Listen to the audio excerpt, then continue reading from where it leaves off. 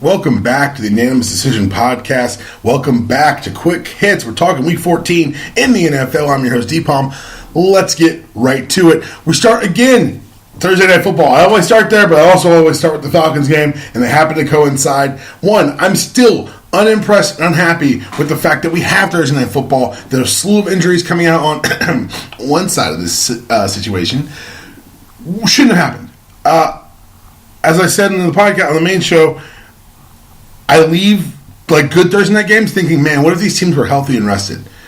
Asking people to play football games within 3 days apart is inhumane, and it's wrong. And now you got people like Drew Brees coming out. So for so long, it was players that quote unquote the mainstream could ignore. It was it was black players. Let's put it that way. It was black players telling you how dangerous and how unsafe these games were. Then it was white linemen who also were like for some reason ignored, and now quarterbacks. I think once the premier position has taken such a loud position, such an anti-Thursday night football position as Drew Brees has done since this game was over, you have to kind of pay attention to it. You have to kind of give it credence. You have to kind of bring that into the war room with you heading into the next CBA negotiations, which are coming in 2020, and hopefully they can get something done because Thursday Night Football, I don't know if it's worth the extra money, guys. I know, hot take, but I don't think it's worth the extra money. The Buffalo Bills beat the Indianapolis Colts 13-7 in a very snowy Buffalo. This is where someone less talented would do the Chris Berman, nobody circles the wagon like Buffalo Bills voice. I am more talented than that. They won in overtime. LaShawn McCoy peeled off a 21-yard run, with 1:33 left in overtime to win the game over the Colts.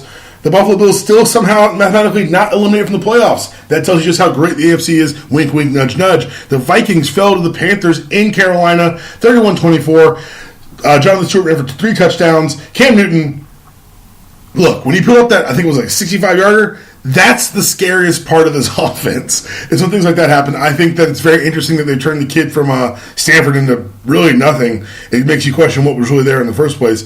But they look great. I think you've seen the ceiling of Case Keenum. I think this is the time of the year where you have to have the serious conversation of, well, we know Case Keenum's going to be consistent, but we also know Teddy Bridgewater's ceiling is much higher. And when we get to the playoff games, we get to these atmospheres that, teams that have been there before, experienced veteran teams like the Panthers, will it be wise to say maybe, just maybe, we look at going back to Teddy? I don't know. Going to be an interesting thing to happen in Minnesota. The Chicago Bears went down to Cincinnati and found a whole bunch of offense. They won 33-7. Mitch Trubisky, probably his best game as a pro, 25-32 for 271. I've got to keep asking questions. If he's completed 25 balls, how is it only 271 yards?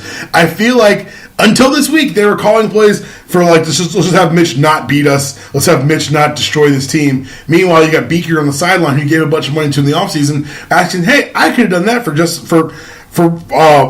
little more money. Jordan Howard's been amazing this year. 23 carries, 147 on the ground on Sunday.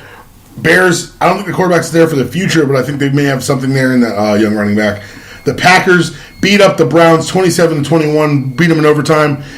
The Browns look better. I don't know what to say. Deshaun Kaiser, I'm not a believer yet, but I think Josh Gordon's been an invaluable asset to add. The Niners beat the Texans 26-16, marred by the scary hit that Tom Savage took. He can't go back in the game after that. It's a bad look for the NFL, bad look for the Texans. The Chiefs knocked off the Raiders 26-15. The Lions beat the Buccaneers in a game that will never, ever matter again because apparently I think Stafford may actually be hurt. This may be a real serious problem. He did not look right in the game. 36-44 for 381, but the 2 picks didn't look great either. The game-winning drive was huge. Maybe the Lions can find a way in the playoffs. I think there's too much talent in the NFC South to allow that to happen. Cowboys beat up on the Giants in New York, 30-10. Probably shouldn't have put Eli back in there. Titans fell to the Cardinals in Arizona, 12-7. Mariota is injured. Mariota is hurt, but he's also hurting his team. Broncos beat the Jets 23-0. Congrats on the Jets for keeping the Broncos coach employed, I think, at least another week. The Chargers beat up on the Washington Racial Slurs 30-13. And I'd like to commend the Chargers for playing 16 road games. I can't find one place where they've been the favorite team or even the supported team in the stands, and we'll talk about that later when we get to the Eagles game as well. It's just something crazy about this LA market that just has not responded well to these teams. The Jaguars beat the Seahawks in a very chippy game, 30-24. The highlight coming out of that game was the actions after Everything was really winding down. Last 2 minutes, the game is over. Couple cheap hits. It all comes to a head when Quentin Jefferson was escorted out of the game. The stands turned into, like, we all joke about the mouse in the palace, and I remember where I was when it happened. But you've got to realize that when the NBA players broke that seal and went into the stands, everything changed for the fans, because it stopped being a, oh, look at these idiots dancing for me, to, oh my God, that man's going to hit me in the face. The turn was faster in Jacksonville.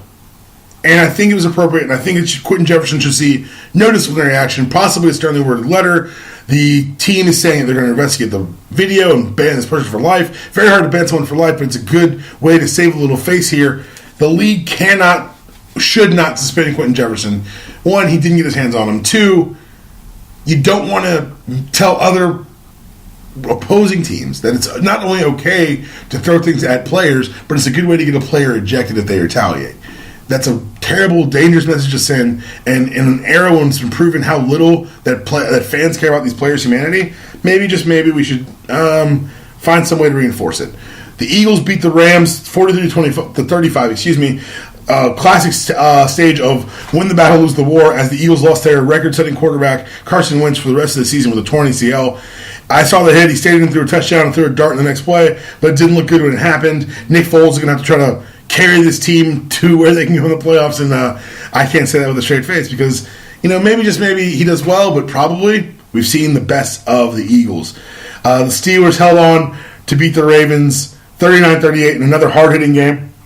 I always say the Saints-Falcons is the best rivalry, the most fun rivalry, but this is the one with the best football year in, year out. Ravens came in the year kind of down. The Steelers had a lot of question marks on the offense, and they came out and put a show on Sunday night. Monday night, surprises of all surprises, celebrations all around. The Patriots have lost. I am no Dolphins fan, please remember that, but I will always celebrate watching Tom Brady and Bill Belichick get a little bit of comeuppance.